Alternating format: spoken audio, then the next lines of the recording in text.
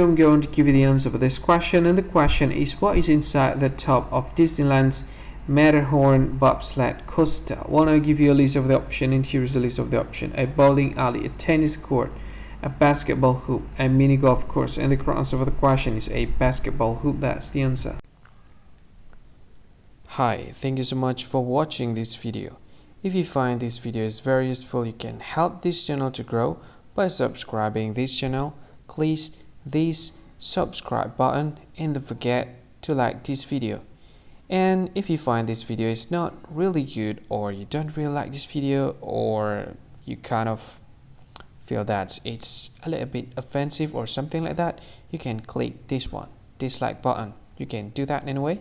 And if you want to share this video with your friend, you can share it by clicking this share button, and you can share it to any social media that you wish that is currently available at this time, like Facebook, Twitter, LinkedIn, and many others, right?